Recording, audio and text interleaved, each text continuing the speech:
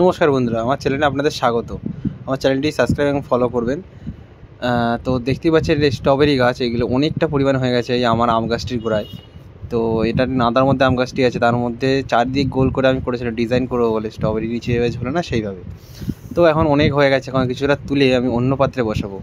তো আমি একটু স্ট্রবেরি গাছটা তুলে নিই। তো দেখুন এই গাছটি তুলবো, আরও দুটি গাছ আমি তুলবো। তো একটু এক হাতে ক্যামেরা আর এক হাতে তুলতে একটু অসুবিধা হচ্ছে, সেই জন্য আমি গাছটিকে তুলে নিই। এই যে তুলে নিয়েছি গাছটিকে, আমি আপনাদেরকে দেখাচ্ছি মাটিটা।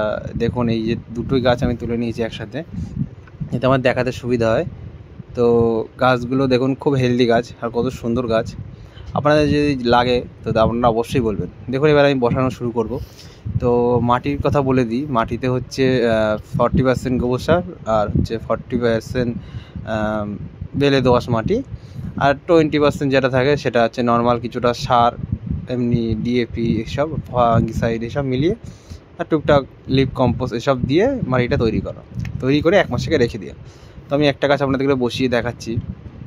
তো দেখুন মাটিটি এমনভাবে ঝুরঝুরে হয়ে যাবে, দেখুন চাপ দিলে যাতে ভেঙে যায়। স্ট্রবেরি গাছ এমন মাটি খুব পছন্দ করে, যেহেতু ঝুরঝুরে মাটি হবে। দেখুন কতটা চাপ মারলাম, তো তারপরেও মাটিটি হালকা করে টাচ করলে ভেঙে পড়ে যাচ্ছে।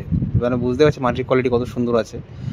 এই 1 মাস আগে রেডি করে রাখলে এই সুবিধা। দেখুন আমি একটা গাছ বসিয়ে দেখাচ্ছি।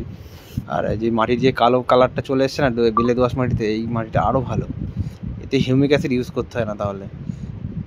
তো একটা গাছ আমি বসাচ্ছি এখন। তো এইটি একটি ছোটো টব, বেশি 6 ইঞ্চি টব, আর আরও একটি টব আছে, ওটাও 7 ইঞ্চি মতন। তো দেখুন আমি বসিয়ে দেখাচ্ছি। একটু এক হাতে ক্যামেরা এক হাতে বসাতে খুব অসুবিধা হয়, তো আমি আপনাকে বসিয়ে দেখাচ্ছি একবারে।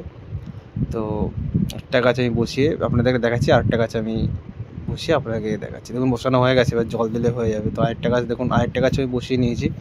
দুটো গাছ আমার বসানো হয়ে গেছে। তো দেখুন আরও একটি গাছ, এই গাছটি আমি আগের দিন মানে 3 দিন আগে বসিয়েছিলাম।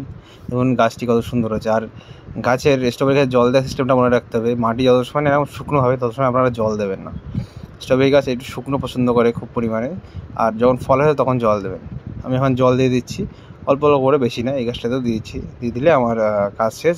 অবশ্যই আপনাদেরকে আপডেট দেখাবো, আপনাদের এই গাছ লাগলে অবশ্যই বলবেন।